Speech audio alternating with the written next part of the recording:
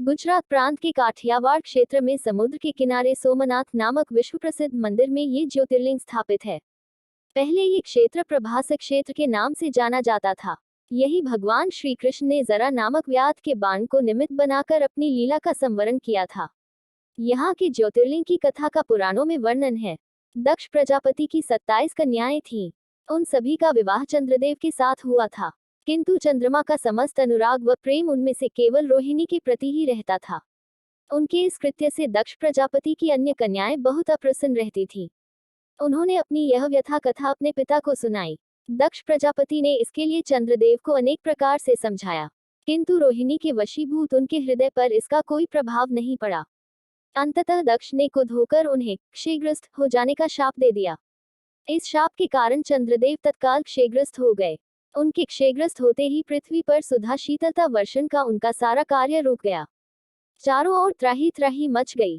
चंद्रमा भी बहुत दुखी और चिंतित थे। उनकी प्रार्थना सुनकर इंद्रादि देवता तथा वशिष्ठ आदि ऋषिगण उनके उद्धार के लिए पितामह ब्रह्मा जी के पास गए।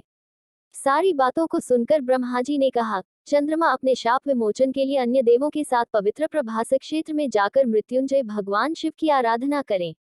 उनकी कृपा से अवश्य ही श्री सोमनाथ मंदिर की कथा, इतिहास और महत्व का शाप नष्ट हो जाएगा और ये रोग मुक्त हो जाएंगे। उनके कथनानुसार चंद्रदेव ने मृत्युंजय भगवान की आराधना का सारा कार्य पूरा किया। उन्होंने घोर तपस्या करते हुए 10 करोड़ बार मृत्युंजय मंत्र का जप किया। इससे प्रसन्न होकर मृत्युंजय भगवान शिव ने उन्हें अमृतत्व का वर प्रदान किया। उन्होंने कहा, चंद्रदेव, तुम शोक न करो, मेरे वर से तुम्हारा शाप मोचन तो होगा ही, साथ ही साथ प्रजापति दक्ष के वचनों की रक्षा भी हो जाएगी। कृष्ण पक्ष में प्रतिदिन तुम्हारी एक एक कला क्षीण होगी, किंतु पुनः शुक्ल पक्ष में उसी क्रम से तुम्हारी एक एक कला बढ़ जाया करेगी। इस प्रकार प्रत्येक पूर्णिमा को तुम्हें पूर्ण चंद्रत्व प्राप्त होता रहेगा। चंद्रमा को मिलने वाले इस वरदान से सारे लोकों के प्राणी प्रसन्न हो उठे। सुधाकर चंद्रदेव पुनः 10 दिशाओं में सुधा वर्षण का कार्य पूर्ववत करने लगे। शाप मुक्त होकर चंद्रदेव ने अन्य देवताओं के साथ मिलकर मृत्युंजय भगवान से प्रार्थना की कि आप माता पार्वती जी के साथ सदा के लिए प्राणों के उद्धारार्थ यहाँ निवास करें। भगवान शिव उनकी इस प्रार्थना को स्वीकार करके ज्योतिर्लिंग के रूप में माता पार्वती जी के साथ तभी से यहाँ रहने लगे। पावन प्रभासक क्षेत्र में स्थित इस सोमनाथ ज्योतिर्लिंग की महिमा महाभारत, श्रीमद्भागवत तथा स्कंद पुराण आदि में विस्तार से बताई गई है। चंद्रमा का एक नाम सोम भी है। उन्होंने भगवान शिव को ही अपना नाथ स्वामी मानकर यहाँ तपस्या की थी। अतः इस ज्योतिर्लिंग को सोमनाथ कहा जाता है। इसके दर्शन, पूजन, आराधना से भक्तों के जन्म जन्मांतर के सारे पाप और दुष्कृत्यों विनष्ट हो जाते हैं। वे भगवान शिव और माता पार्वती की अक्षय कृपा का पात्र बन जाते हैं। मोक्ष का मार्ग उनके लिए सहज ही सुलभ हो जाता है। उनके लौकिक परलौकिक सारे कृत्य स्वयमेव सफल हो जाते हैं। मंदिर की दीवारों पर भगवान शिव के साथ ब्रह्मा और विष्णु की मूर्तियां भी हैं। सोमनाथ के सेवक नंदी महाराज मंदिर में विराजमान होकर शिव जी का ध्यान कर रहे हैं। स्कंद पुराण में बताया गया है कि सृष्टि में अब तक 6 ब्रह्मा बदल गए हैं।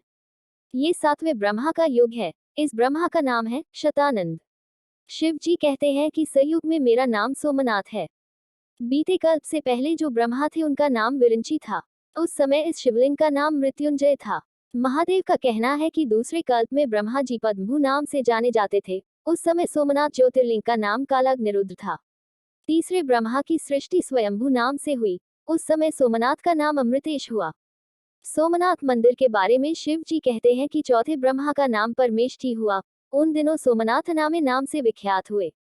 5वें ब्रह्मा सूर्यज्येष्ठ हुए, तब इस ज्योतिर्लिंग का नाम कृत्यवास था। 6ठे ब्रह्मा हेमगर्भ कहलाए। इनके युग में सोमनाथ भैरवनाथ कहलाए। सोमनाथ मंदिर के बारे में ऐसी मान्यता भी है कि चंद्रदेव में इस मंदिर का निर्माण सोने से करवाया था। रवि ने चांदी से, इसके बाद श्री कृष्ण ने काठ से इस मंदिर का निर्माण करवाया। पहली पर पत्थरों से सोमनाथ मंदिर का निर्माण राजा भीमदेव ने करवाया था।